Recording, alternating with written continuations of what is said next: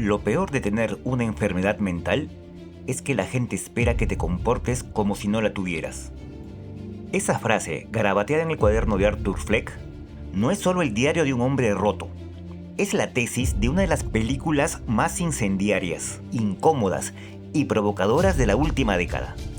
Porque Joker plantea una pregunta muy incómoda.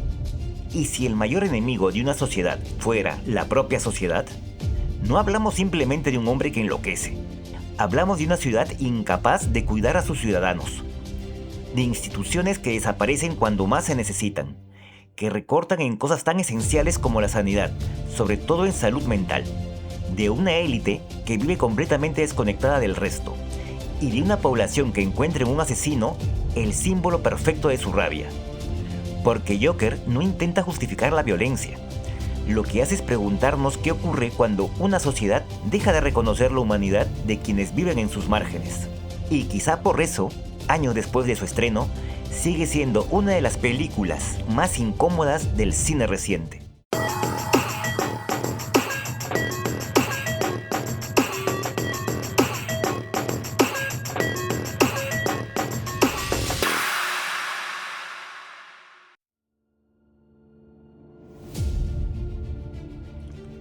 Todd Phillips construye Gotham como si fuera un personaje más.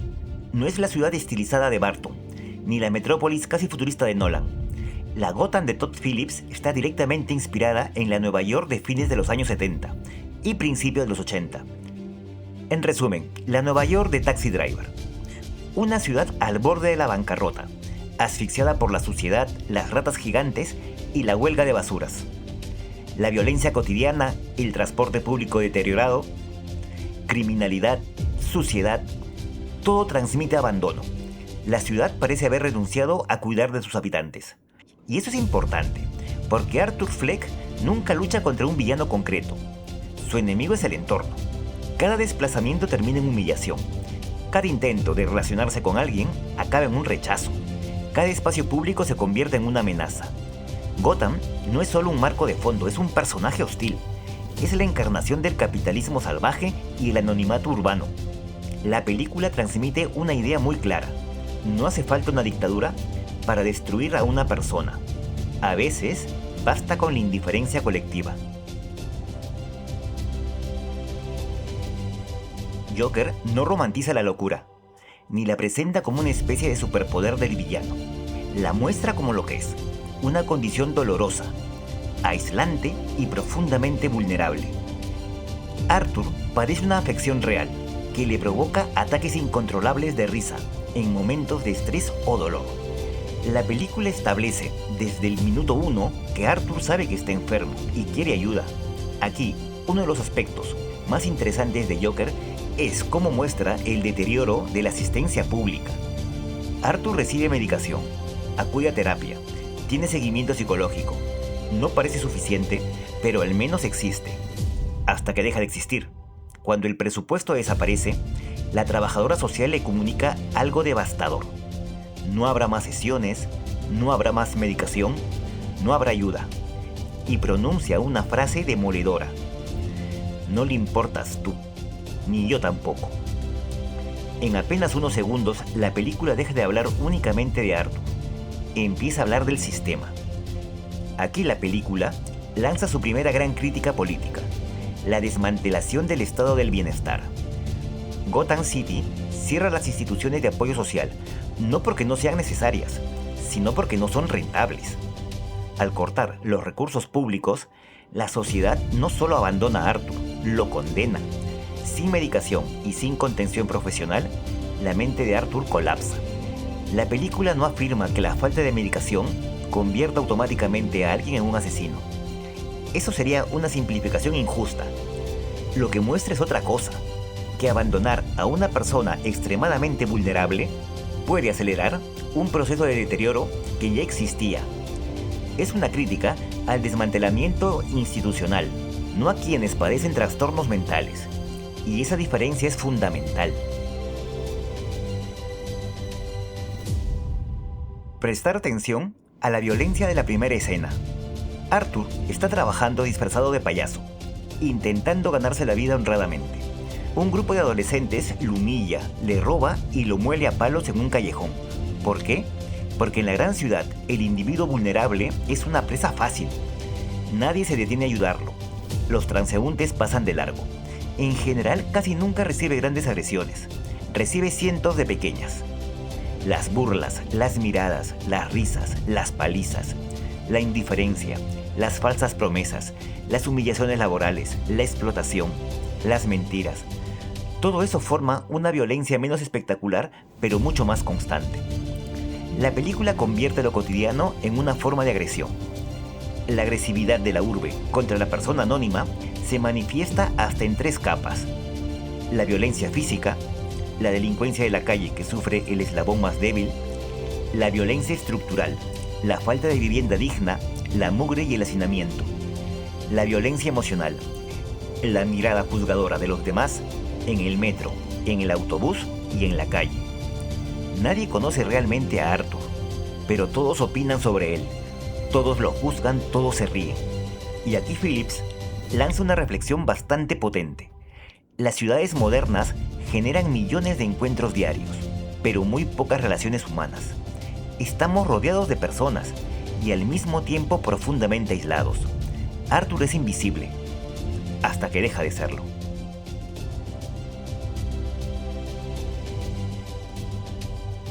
Y así llegamos al punto de inflexión de la película, el vagón de metro. Aquí es donde el dolor individual de Arthur se cruza por primera vez con el conflicto de clases. Los 3 hombres a los que Arthur asesina en el metro no son criminales de poca monta, son jóvenes ejecutivos de Wayne Enterprise. Representan a la élite financiera, arrogantes, borrachos de poder, convencidos de que las reglas no van con ellos. Para ellos, Arthur es un chiste, un blanco fácil al que humillar para divertirse. Cuando Arthur aprieta el gatillo, no lo hace por un plan maestro ideológico, lo hace por pura supervivencia y rabia acumulada. Pero el impacto de esos disparos resuena en toda la ciudad. Si Gotham representa el abandono, Thomas Wayne representa el poder. Tradicionalmente presentado como el filántropo benévolo en el universo de Batman, en Joker es retratado como un multimillonario desconectado de la realidad. Cuando se refiere públicamente a los trabajadores descontentos como payasos que envidian a los que han logrado algo en la vida, Wayne condensa el desprecio de la élite meritocrática hacia la clase trabajadora. No ven su sufrimiento, solo ve su fracaso. Y no solo los insulta, los deshumaniza.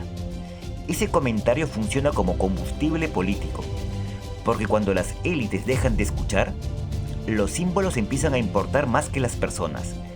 El payaso deja de ser un disfraz, se convierte en una identidad compartida. Pero Joker también dirige su rabia hacia otro tipo de poder, el entretenimiento. Murray Franklin, interpretado brillantemente por Robert De Niro, en un claro guiño al rey de la comedia de Scorsese, representa el sueño americano convertido en espectáculo. Arthur siempre creyó que aquel programa era un lugar donde sería reconocido, pero descubre que solo interesa como objeto de burla. La televisión convierte su fracaso en contenido. Hoy esa reflexión resulta todavía más vigente. Programas virales, humillaciones públicas, redes sociales, memes. La frontera entre entretenimiento y crueldad parece cada vez más difusa. De todo esto vemos que el rencor de Arthur no nace de una teoría política, sino del desengaño. La élite económica lo desprecia y la élite mediática lo ridiculiza. Su respuesta final ante las cámaras no es solo una venganza personal, es el ajuste de cuentas de un olvidado contra el sistema, que se alimentaba de su dolor.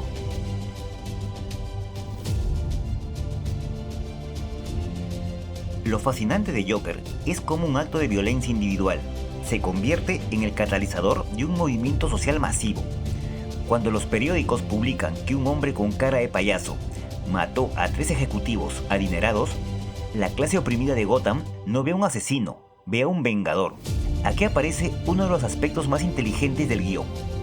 Arthur nunca intenta liderar una revolución, nunca escribe un manifiesto, nunca organiza un movimiento, ni siquiera entiende del todo lo que está ocurriendo. Las masas proyectan sobre él aquello que necesitan, un símbolo, un enemigo del sistema, un líder involuntario. Y eso sucede muchas veces en la historia. Los movimientos sociales no siempre nacen alrededor de personas que quieren dirigirlos. A veces surgen porque millones de individuos comparten un mismo sentimiento de frustración. El Joker simplemente se convierte en la imagen perfecta para canalizar ese descontento. Arthur le dice a Murray en la entrevista culminante: "No soy político, no creo en nada". Y esa es la clave. Arthur no lidera la masa lo adopta a él como su tótem. Él es la chispa que enciende una paja que ya estaba seca.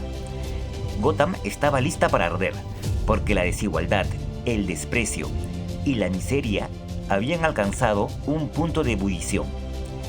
Su rostro pintado permite que cualquiera pueda convertirse en él. Por eso el final resulta tan inquietante. Ya no importa Arthur Fleck, importa Joker. La persona desaparece, el símbolo permanece. El payaso humillado se ha convertido en el rey del caos. Nada de esto funcionaría sin una interpretación extraordinaria. Joaquín Phoenix construye un personaje físicamente devastado. Perdió más de 20 kilos para el papel, dándole a Arthur un aspecto huesudo, casi arácnido, como si su propia estructura corporal estuviera a punto de colapsar. Cada movimiento parece doloroso. Cada gesto transmite ansiedad. Su famosa risa no produce diversión, produce angustia. No es una risa, es un síntoma. No es una risa malvada, como si fuera un villano de dibujos. Es una risa que duele. Se nota el sufrimiento físico y mental en sus ojos al borde del llanto mientras ríe. Pero su transformación corporal va mucho más allá de la pérdida de peso. Arthur cambia incluso antes de convertirse en Joker. La postura, la forma de caminar, la mirada, la respiración. Todo evoluciona junto al personaje. Phoenix consigue algo casi imposible: que sintamos una profunda compasión y empatía por un hombre que sabemos que acabará convirtiéndose en un villano. Y detrás encontramos la dirección de Todd Phillips.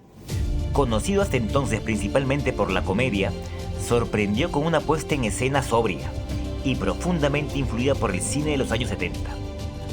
Phillips logra que Gotham sea una pesadilla tangible. Hay ecos de Martin Scorsese, especialmente de Taxi Driver y El Rey de la Comedia, la que es homenajeada con la actuación de De Niro, los encuadres, la fotografía, el ritmo pausado y la música de Hildur Guðnadóttir. Ni idea si lo he pronunciado bien. Hildur Guðnadóttir. Convierten el descenso psicológico de Arthur en una experiencia casi física para el espectador. La cámara rara vez lo juzga, simplemente lo acompaña. Y esa cercanía obliga al público a enfrentarse a una pregunta: ¿en qué momento dejamos de ver a Arthur como una persona y empezamos a ver únicamente al Joker? Joker no ofrece soluciones, ni pretende justificar a su protagonista. Lo que hace es mucho más inteligente. Nos obliga a mirar una ciudad donde la salud mental se abandona por falta de recursos, donde las instituciones dejan de proteger a quienes más lo necesitan, donde las élites hablan de los pobres sin escucharlos, donde el espectáculo convierte el sufrimiento en entretenimiento, y donde el resentimiento acumulado acaba explotando de la peor manera posible. Quizá por eso la película generó tanta discusión, porque no habla únicamente de Gotham, habla de cualquier sociedad que permite que la desigualdad, la indiferencia y el abandono se convierten en la norma. Arthur Fleck no inventó el caos, simplemente fue la chispa que encendió un incendio para el que la ciudad llevaba años acumulando combustible. Entonces, la pregunta que nos deja la película: ¿cuántos Arthur Fleck están caminando hoy por nuestras calles, esperando solo un mal día para romperse del todo? Y esa es probablemente la verdadera tragedia de Joker. Y bueno, así llegamos al final de esta revisión de Joker. Estamos preparando otro video sobre su secuela y cómo se fue de bruces hasta el suelo, y por qué mucha gente, incluyéndome, creemos que Todd Phillips se hizo una auténtica Lana Wachowski en toda regla, saboteando su propia obra. pero ya hablaremos de ello próximamente. Si este análisis te ha parecido interesante y disfrutas de películas que esconden mucho más de lo que muestran en pantalla, suscríbete al canal. Aquí analizamos el cine desde una perspectiva social, política e histórica, buscando las ideas que muchas veces pasan desapercibidas. Y ahora me gustaría conocer tu opinión. ¿Crees que Joker es principalmente una crítica al abandono y a la desigualdad? ¿O consideras que el foco está en la responsabilidad individual? ¿O quizás no será que la obra intenta justificar el accionar asocial de alguna manera? Te lo leo en comentarios.